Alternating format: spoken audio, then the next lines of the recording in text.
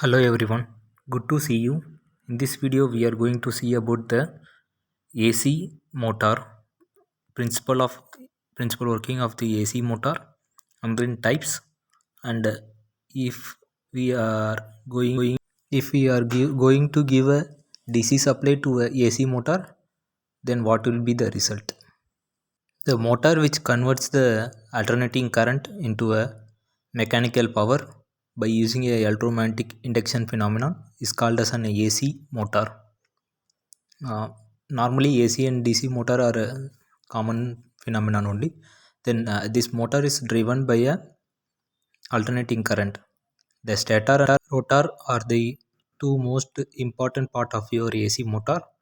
Then the stator is a stationary part and rotor is a rotating part. The AC motor may be a single phase or a three phase.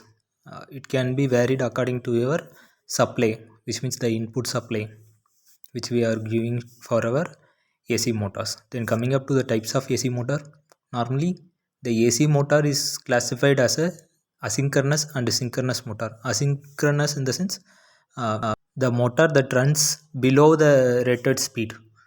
It can be a adjustable thing according to your load. It's a asynchronous motor, and a synchronous motor in the sense the motor that runs with our rated speed.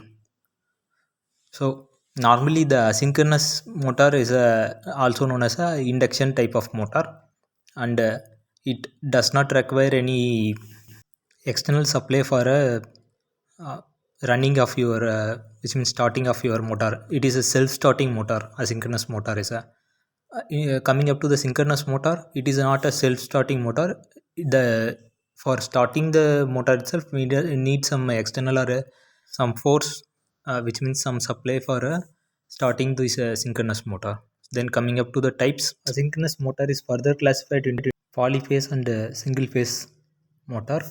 Then this polyphase motor is further classified into a squirrel cage or wound rotor and synchronous and resolvers types of motors.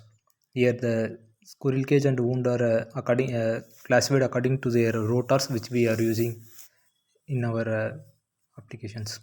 Next, single phase motor, it is classified into a permanent split capacitor or capacitor run, then capacitor start, split phase, shaded pole, variable reluctance. So these are the types comes under a single phase.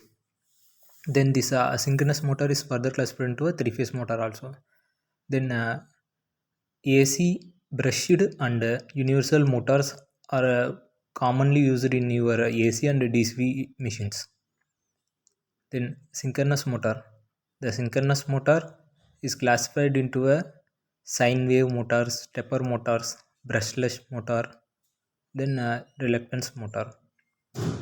Here the sine wave is further classified into a wound rotor, permanent magnet, and a synchronous condenser motor. Then the stepper motor is further classified into a variable reluctance, permanent magnet, and hybrid motors. Then the reluctance motor is further subclassified into a synchronous reluctance and a switched reluctance motor. So these are all the classifications of your AC motors. Then coming up to the application types, the squirrel cage motors, these are used in your industrial drives of water pumps, tube wells, lathe machines, drills, etc.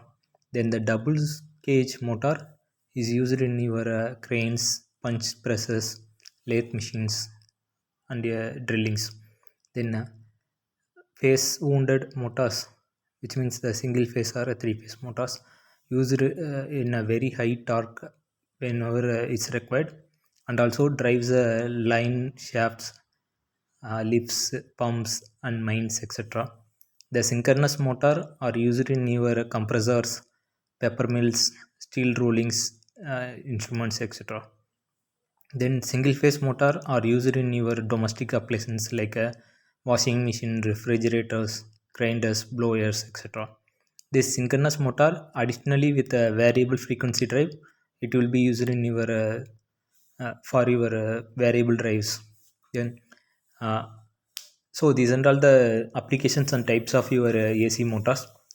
if suppose the AC motor is connected with the DC supply, then automatically it should react for it, which means whenever if you are giving a DC supply to the AC motor, automatically it will reacts for it, and the resulting will be like a AC motor will cannot run in the DC supply because it is a single phase and three phase motor, and also the induction and three phase motors and synchronous motors will need a alternating flux for it. So as a result, the DC, whenever giving a DC supply, it will first it will not run and it will give some humming sounds. Then the other effect is that DC supply on the AC motor, if we give a DC supply the AC motor, then the winding of your AC motor will get burned, which means the DC motor normally have a higher winding than the AC motors. So whenever a DC supply is giving to your AC motor, automatically your winding may get damaged. And also a single phase AC motor will have a, which means the asynchronous motors will have a self inductance or self starting property. Automatically this property may get reduced because of this DC supply. Hope you understand. I think so. See you in next video. Have a nice day. Bye bye. Nandri. Vanakkam.